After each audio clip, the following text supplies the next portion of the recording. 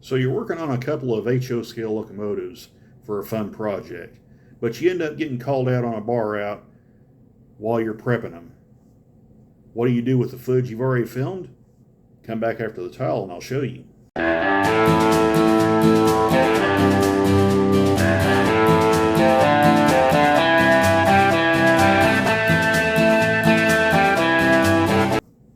Alright, so as a lot of you know, I'm working on this project where I'm painting up a couple of Walther's mainline locomotives, one SD70M, one SD75I, that I'm going to be painting up in a fancy Frisco scheme. However, I ended up getting called on a bar route after I filmed the prepping stages for these locomotives. So they're still at home in pieces, and I'm up here in Springfield, Missouri as a bar route driver, and probably won't be home for several more days. So I'm sitting on all this stock footage that I filmed already and really didn't know what to do with it, whether to just go ahead and put it on YouTube or just scrap the whole thing and refilm it once I return back home. But then I had an idea pop into my head to just go ahead and kind of give you a little bit of the highlights of what I've done so far. So sit back, enjoy, and we'll restart this project once I return home. So to be continued as far as that's concerned. But in the meantime, enjoy some of the little highlights that I've filmed so far. So here we go. All right, guys. Just kind of show you what I've been working on, kind of off camera here. I drilled out the holes for the MU cables and the brake line hoses. Got them all test fitted. They fit really nice and snug. Now, one thing of note though, you will have to glue these MU cables in for certain. I would suggest also doing that the same with the brake line hose, but for sure these guys, these MU clusters, you'll have to glue them in.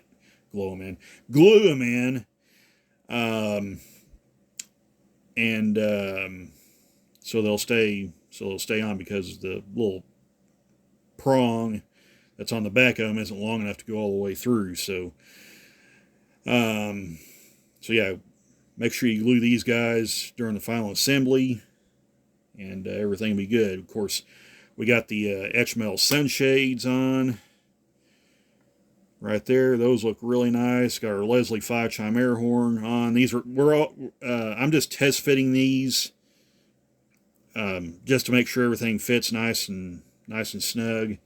We've also got the dome antennas for these engines that we're going to be putting on. That's going to be at a later date. And yeah, other than that, we're just about ready to get these guys prepped for painting. So I haven't drilled out the holes for the MU cables on the SD75I. I'm going to show you how to do that real quick before we get to the washing stage and the prep stage for these things. So yeah, without further ado, let's grab the SD75I. Boy, I cannot talk this morning. Let's try that again. We'll grab the SD75I, get the holes drilled out to fit the MU cables, and we'll get ready to start prepping these guys. So hang on just a second. We'll be right back. Okay, so we've kind of moved the SD70M off to the side. We got the SD75I out now, where we're going to be drilling out the holes for the MU hoses and the brake line hoses. Now, if you're wondering what this thing is that I've got right here, this is a work. It's a work mat. Not sure really what they actually call it, but you can get these at Micromark, and these are really handy to have working on stuff, because they got little trays right here for your parts. These are the couplers and MU hoses for the SD70M right here. Best part is they got little lids that flip down right there. That's really cool, so you don't have to worry about losing your stuff. So, and there's, like I said, 3 little compartments right here. So I'm putting the couplers and stuff for the SD70M in here. The SD75 parts will go in here. So pretty handy little mat there. Works really, really nice. But anyway, we'll forgo that for now, and we'll get started on this guy. So to drill out the MU hoses for this engine, and we've got them. This is what we're going to be using, the Details West air hose and MU cable set. And I've got the other MU set right here somewhere. I just had it, so but anyway, well, I'll find those here in a minute. But if you want to know what size holes you need to drill out for the MU cables and the air hose, there's that right there. You need a number 75 bit for the MU hoses and a number number 75 bit for the airline hose, which will go right down in here next to the coupler, and then a number 70 bit for the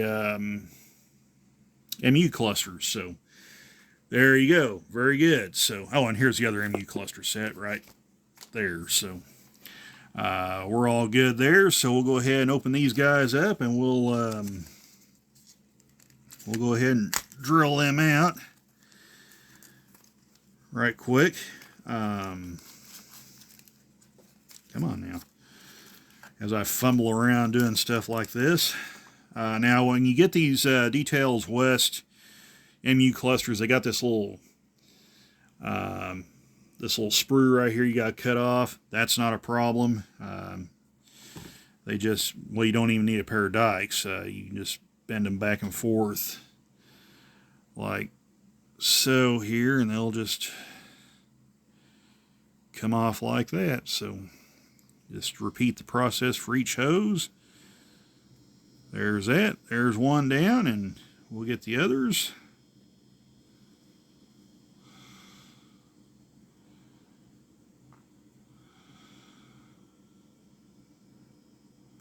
And it's a pretty clean break too. So now this is what I was kind of referring to, and I don't know if it'll show up. Yeah, you see that little nub right there? That's what I was referring to. It's really, really short on the back side of that, so you will have to glue these into place. And like I said, good rule of thumb is it'd be a good idea to glue the airline hose into place as well, where it's not just moving around a whole lot. So, crud. Yeah, I tore that, so that's not good, but that's okay. We've got all kinds of instructions here for the airline hose, and there you go. There's your airline hoses right there. Now this one here will be for the rear of the locomotive, because it's kind of bent down a little more, and then this one here kind of sticks out a little more, so it would actually go on the front. So you get, or I think it will. Yeah, it may not matter, but either way, we'll go ahead and get started drilling the holes out for them. So now I got to remember what I've got here. This is a number 79 bit. I believe that is indeed correct. No, it's not. What bit do I have here? Oh, okay, this is a 75 bit. Okay. I'm not a very organized person, as you can probably tell, but and my memory's not that great either. So, okay, this will be to drill out the airline hose. So why don't we go ahead and get started doing that? And like I said, just once again, for you guys to look, here's the diagram of the front pilot. That little plus sign right there will be where you would want to drill. So right next to the coupler box, right about there in the center. So I'm going to have to pull my glasses off. I don't know what's going on with my eyesight, but in fact, why don't I go ahead and turn that light on? There we go. That's going to help a bunch right there. So right about in there is where we're going to want to drill. So we'll just go ahead and get started doing that. And I'm just turning the drill carefully so I don't accidentally cause it to slip.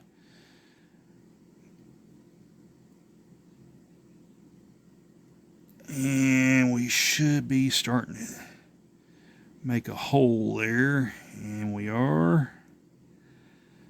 So there we go. All right, so now I've got the finally got the holes drilled for the brake line hose. We'll test fit those here in just in a second, but we'll go ahead and get started drilling on the MU cluster. Now, one good thing that Walthers really did on these is you actually have your little drill starter points right here for the, it's probably a little hard to see, but you actually got your little drill starter point right there for the MU cluster. So that's actually really good. Now what I'm going to do, I'm going to start out by using this number 79 drill bit to drill a starter hole for the number 70 bit. If I remember correctly, that's what that is. Yeah. So we'll use a 79 bit to drill a starter hole for the where we can use it to drill out with the number 70 bit. So let's go ahead and get started. Line it up with that little hole right there, and I think we are good to go. So yeah, be right there in the middle is what we want. So we're going to go ahead and drill that guy out right there. And like I said, this is basically just to drill a starter hole, make it a little easier when we get to the number 70 bit. We can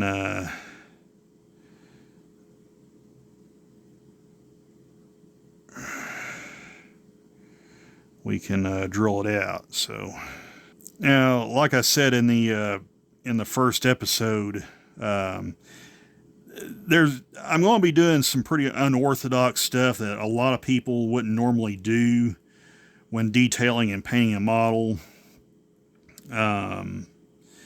I know some people have suggested painting them all first and then drilling the holes out.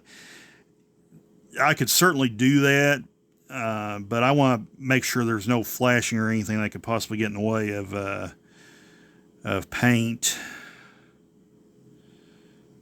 when I go into painting these things. But that way it kind of looks a little more professional,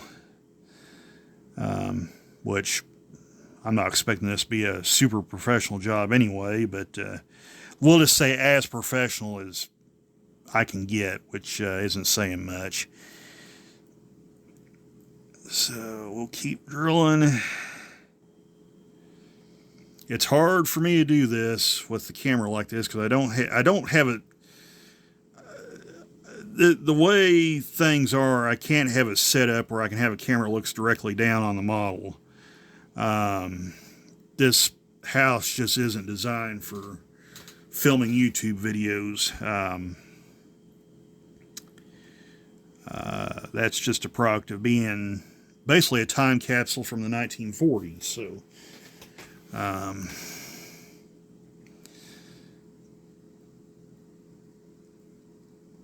it is what it is. So, okay, we'll drill a little more on that guy. I'm going to tilt that down a little bit where I'm not. So we'll drill a little more on this guy right here and then test fit it again.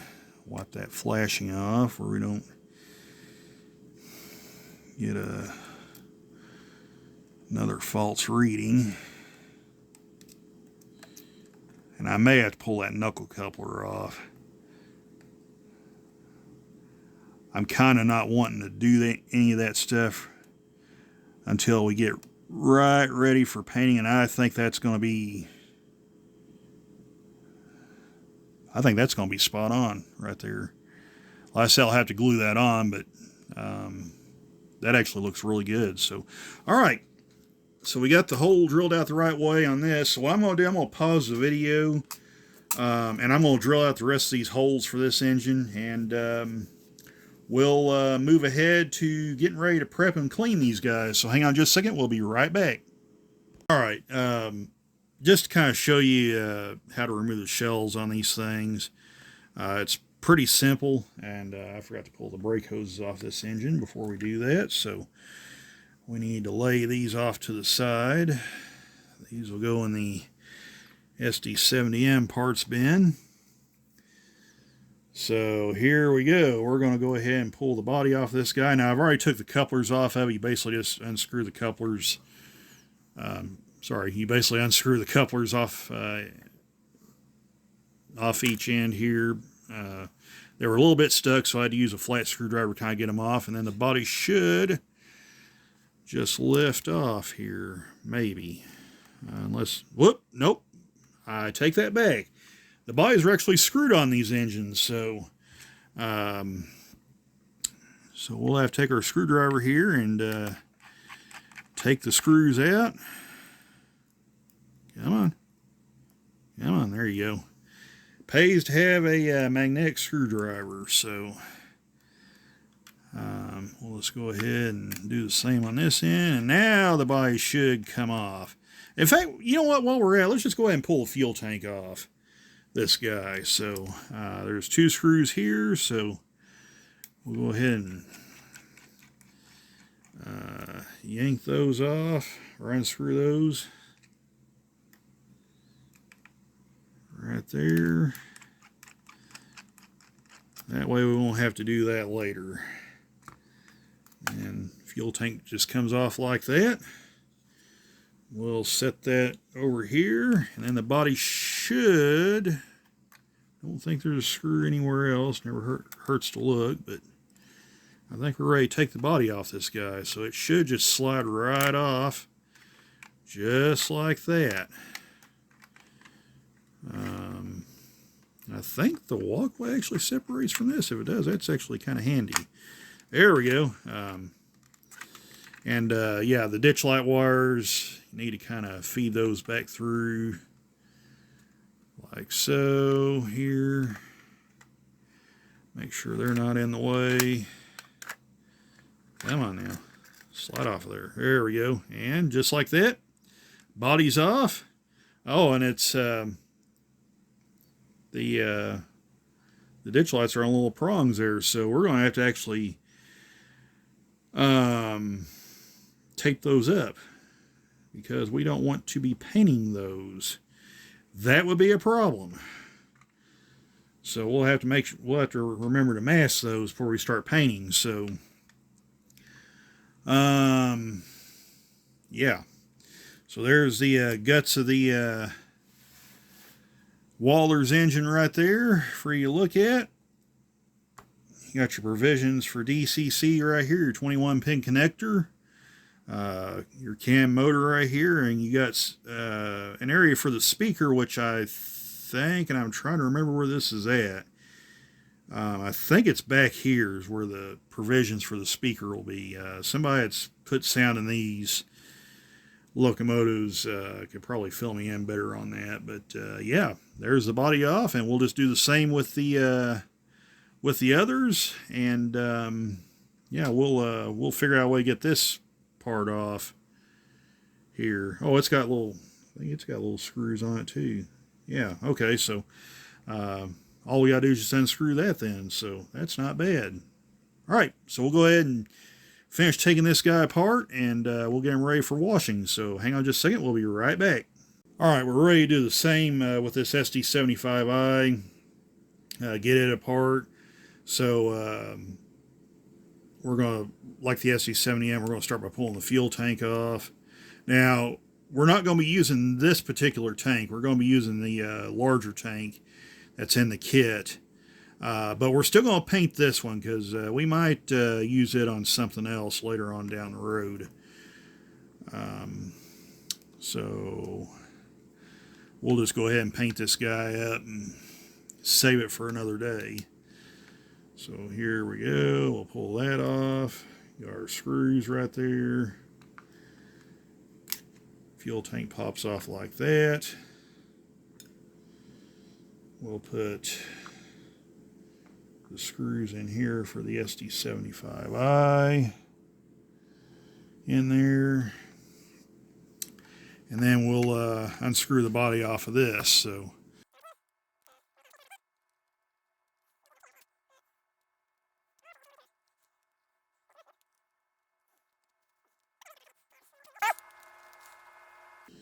there it comes off, and then we can slide this guy off the body. Oh shoot, we never did take the other coupler off. Boy, I was getting ahead of myself. So yeah, we gotta do that first. And this is what I was saying here. These coupler pockets kind of stick a little bit, and there it went like that. So it popped apart. Don't worry about that, because we'll be changing couplers anyway. And now we can slide the body off. So you notice the main body separating from the sill there. That's okay, because we're actually going to be taking that apart as well. Carefully wiggle that off like that, and there we go. And of course, there's the pins right there, or the little pins right there. We got a little screwdriver here to take that apart. We'll lay that down there like that, and we'll get our screwdriver here and take this guy off. Now, I think what we're going to do, though, like I did with the SD70M, I think I'm going to go ahead and separate the body from the sill here. So, and there's one thing you might notice: the nose is actually the nose right here is actually a separate piece that actually slides off. So we'll go ahead and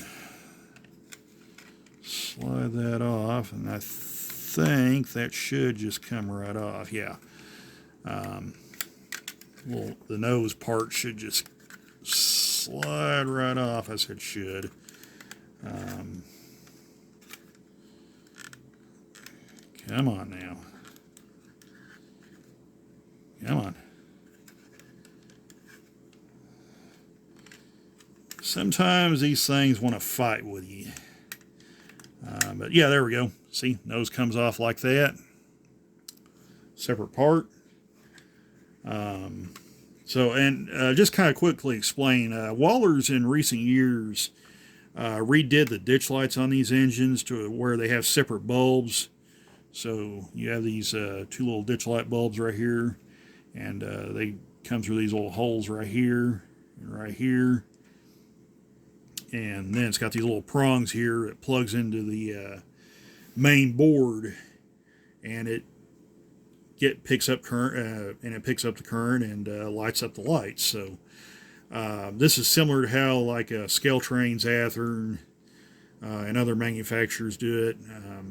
The old style, the older Waller's engines, the older mainline engines, they were not like this. They had the bulbs right here in the frame, and they were notoriously dim. They were not bright at all. So Waller's kind of went back to the drawing board and came up and went with this design. And the lights are a lot better. I've seen some reviews done on the newer models, and they're much, much better. So that aside, we'll go ahead and start by taking this guy off. And like I said, it's just got little screws right there. So one screw's out. And these are tiny, tiny screws, so be very careful you don't lose them. Because it will be a problem if you do. Because you won't be able to mount this little board for the ditch lights back up if you lose them. So, and I say that, and then I'll be the one that loses them. So, but anyway, we need to go ahead and separate this body from the sill here while we're at it. So I'm going to get a little flat screwdriver, That is going to do that. And I need to get up close here and make sure that separates.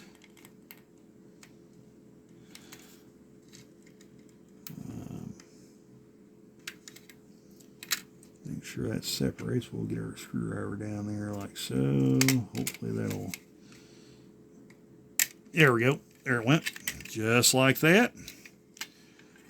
Bring our ditch light bulbs out from the hole, through the holes here.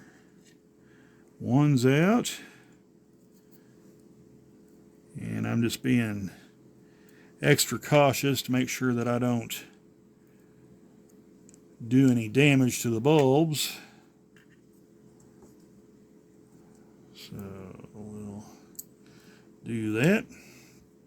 And there's a little board with the bulbs out. So all we gotta do is just stick the screws back in the little holes there, and we'll put it back in the foam box with the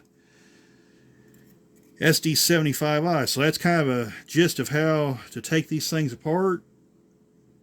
Like the SD70M I showed earlier. So now we can move ahead to washing the shells and everything. So we'll be right back and we'll get started doing that. Okay, me from the future again. We're now at the washing and rinsing stage where we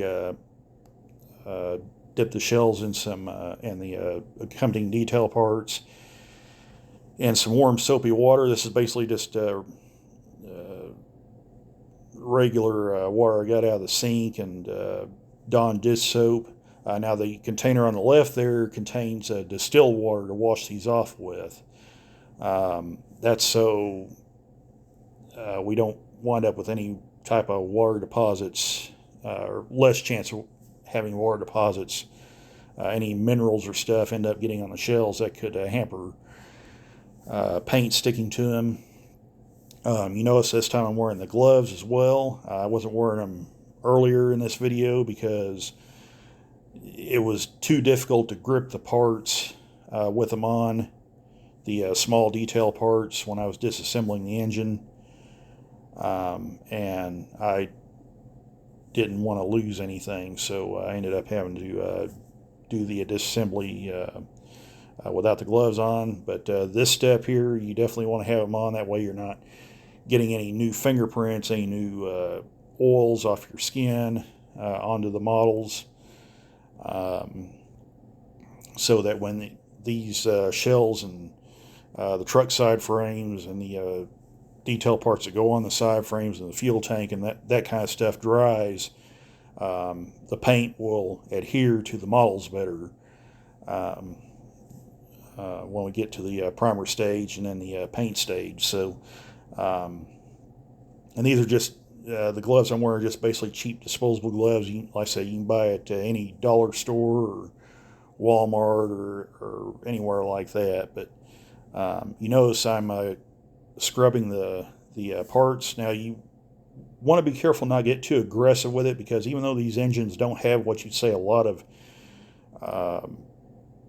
delicate parts on them compared to a lot of high-end models, you still want to be careful and not get too rough with these, because you can still potentially break stuff off if you're not careful. So you want to make sure you get them good and clean, but you don't want to get too aggressive with them while you're doing this. So you see me right there, just kind of gently scrubbing the shells and the walkways and everything, and then we will then I'll dump them in the container with the distilled water inside. The distilled water basically is purified water, where it doesn't have the where you don't potentially get the minerals and stuff off regular well water, which is what I have. So it's basically just a fail-safe, just to make sure those shells are washed off real nice and clean, and there's no mineral deposits from that could possibly get on them. That would um keep the paint from adhering properly, potentially. So you see me right there rinsing that off right there. Now, I was talking during this portion when I was filming. However, again, because of the way things worked out, I just figured it'd be better if I just narrate this part over that. That way I can kind of cut it down a little bit and not make it so long, because this was kind of a long process here, getting them good and clean. So also, this really should go without saying, but I'm going to say it anyway. You only want to wash the shells, the plastic parts of the locomotive, the shell, the fuel tank, the walkways, the truck side frames, the accompanying detail parts with the truck side frames and that kind of stuff. You do not want to try washing the frame or the motors or the frame or anything like that in this water or anything like that. Fortunately, Walters, the frame on the Walters locomotives are already painted black, so there's really no need to go through that. There's no need to paint them anyway, so that's a very good thing, obviously. So I only have to worry about the parts that I'm currently washing and prepping for the primer stage. So that's very, very helpful. So also with the electronics and stuff, like I said, you don't want to be dunking them in water or anything like that. So that should really go without saying, but it's still a good idea to mention that anyway. Now, you notice I'm patting dry the walkway there with Scott's Blue shop towel. I've also got some laid out on the table just outside the shot there to lay the shells and the accompanying parts with them onto those shop towels, and I'll just let them air dry so that they'll be ready for primer eventually. So and also paint. So I'm going to kind of end this part here, because there's really nothing that I'm going to do different from here on out. It's basically just wash the parts in warm soapy water, put it in the distilled water to rinse them off, kind of pat them dry a little bit, like you see right there where I'm rinsing them off in the distilled water right there. Making sure everything's good and clean there, and kind of pat them dry, and then lay them over on the other shop towels to let them finish drying. And like I said, yeah, they'll be ready for primer and paint then. So I'm going to go ahead and end this part here, just to save time. Like I said, I'm not really going to do anything different from here on out. Just wash the parts and rinse them off like you just saw right there. So I think in the interest of saving time, I'm going to go ahead and end this part right here, and we'll take you to the end of the video there. So that's basically it in a nutshell as far as these two locomotives are concerned. And this is basically where their story ends, at least as of right now. Once I get back home, I'll be able to restart the project. And hopefully, if nothing else gets in the way, we can get these guys in primer and paint and decals, and we'll still make the deadline to get them ready to roll before the October display next month. So stay tuned for future updates on the channel. And yeah, that's it for now. So hope you guys enjoyed this look at what I've done so far on these units, and we'll pick back up once I return home. So until then, we'll catch you guys in the next episode. Take care, all. Bye for now.